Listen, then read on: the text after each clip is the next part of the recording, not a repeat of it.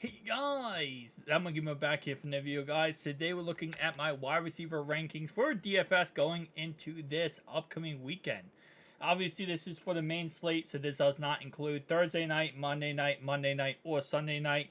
Just keep that in mind. We will be talking about the showdown slates ourselves separately, other than this main slate. So, starting off right away, our number one receiver, the most expensive receiver on this slate, is going to be Stephon Diggs. But my number one receiver for this upcoming slate, me personally, is going to be Amon-Ra St. Brown.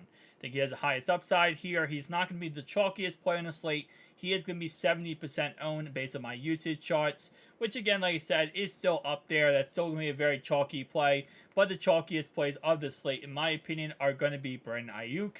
It's going to be Stephon Diggs. And of course, it's going to be Zay Flowers. Zay Flowers coming off a 17-point game. And of course, his price tag really has not changed much. Last week he was 4,500. This week he is 5,000. See, this week he's gonna have a lot tougher of a matchup. So I have Amon St. Brown as my number one play. Number two is going to be Stephon Diggs. Number three, Jamar Chase, Calvin Ridley. Number four, Devontae Adams, CeeDee Lamb. And then we get to my first Keenan Allen, then my first maybe play of the week, and that's going to be T. Higgins. Now, let's be honest. The last week, the Cincinnati Bengals did not look good on offense, right? And there's no sugarcoating that. They looked absolutely abysmal. And you can't really, you can make excuses of what happened, but at the end of the day, they got their butts kicked. This week should be a lot better. They play the Ravens at home here. So now they actually play in the jungle. Their offense should look a lot better. They should actually have more consistency. They had another week of practicing. Joe did not play any in the preseason. He did not play any in training camp. He had a calf strain.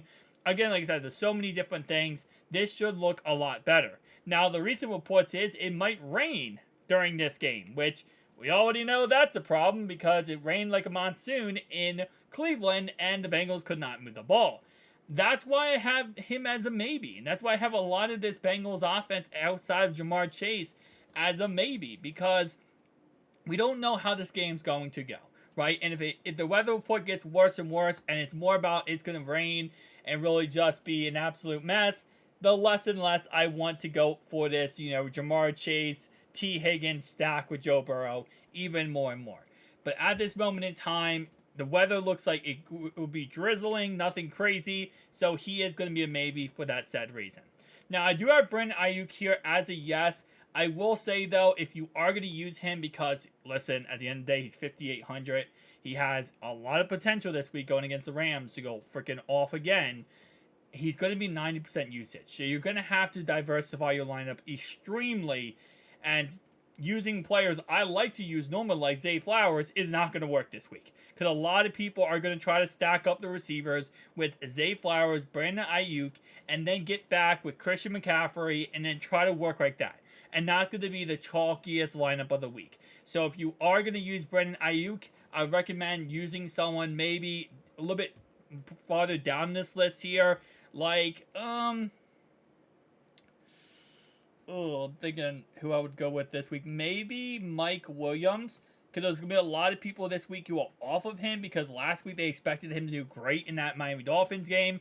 He did not. He did exit that game with a head injury in the second quarter. So it's very possible that we see a lot less chalkiness on him. So maybe go with someone like Mike Williams here on a bounce back game. Scary Terry's another good option at 5,700.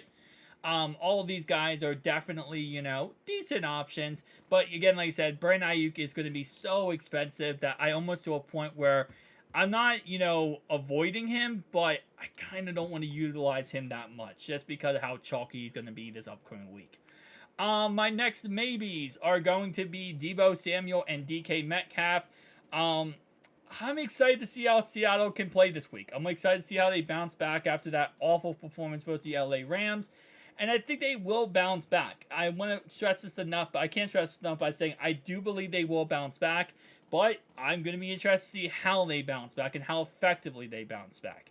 Deebo is interesting because Deebo didn't play bad last week. I mean, he played pretty average.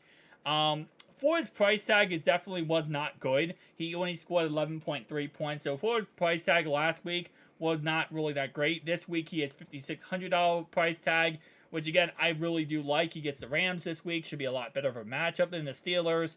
Um, I want to see them utilize him more in the run game. Last week they tried to a little bit and it did not work out. And it looks like, Glock Purdy here loves Brandon Ayuk. So if Debo is not going to get that many targets, I'm going to have him as a maybe going into this game. And until we see some production, really pick up for him when it comes to getting more targets. Tyler Lockett. I do have DK Metcalf and Lockett here as a maybe for that said reason, as I already discussed. Alright, so going down this list here, I do have Zay Flowers, surprisingly enough, as a maybe. And it's a little bit of a different factor. So number one is obviously the chalkiness. Right, that's obviously number one. Number two is I think the Bengals are going to be scheming against Zay Flowers this week, and there's really no look away from that. We saw last week Odell Beckham didn't do pretty much anything. Rashad Bateman didn't do anything. Nelson Aguilar didn't do anything. It was really Zay Flowers. And it's very obvious that Lamar Jackson is kind of utilizing Zay Flowers a lot like when they had Marquise Brown. Where Marquise Brown was that, kind of smaller receiver who could go out there and make a reception, take it to the house, take a screen pass, take a little short pass. And that's how they're utilizing Zay Flowers. And there's nothing wrong with that, but the Bengals are going to be scheming against it. So I almost to a point where, especially with how chalky he's going to be, he's great price tag at $5,000. So many people are going to be on him this week.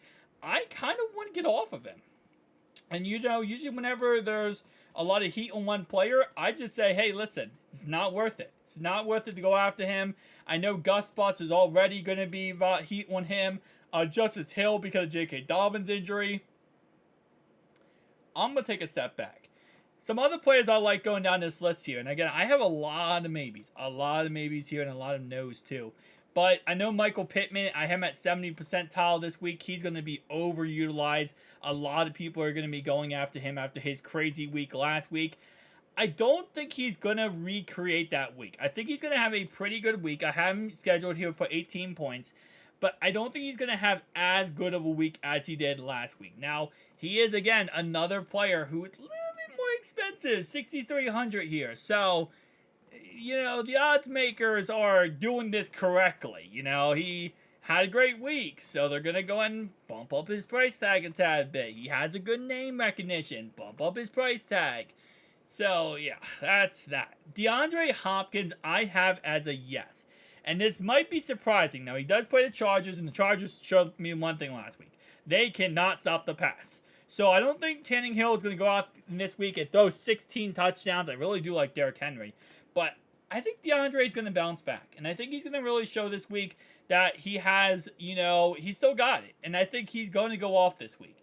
I don't know why. He's just maybe just a gut feeling in a way. But I just feel like he's going to have one of those weeks this week where we're looking at him and saying, that's the old DeAndre Hopkins, and that's what we expected, going into this game. Now, he wasn't spotted at practice Thursday.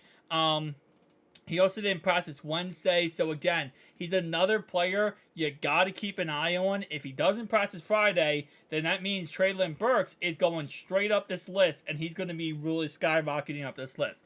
But if he does practice Friday and he looks good and he's healthy, I do like him this week for that said reason. Other than that, though, I will say overall-wise, this week when it comes to receivers, there's a lot of receivers. Puka is a good example of this, who had a good week 1 performance, and they're going to be overhyped going into week 2. A lot of people are going to be excited about them, and they're probably not going to pan out. So don't go too crazy with the overhypeness. Don't go too crazy chasing points where you kind of lose yourself in the sauce here, and you end up losing as Sauce Gardner got destroyed the whole entire game. I'll see you guys in the next one. Peace out.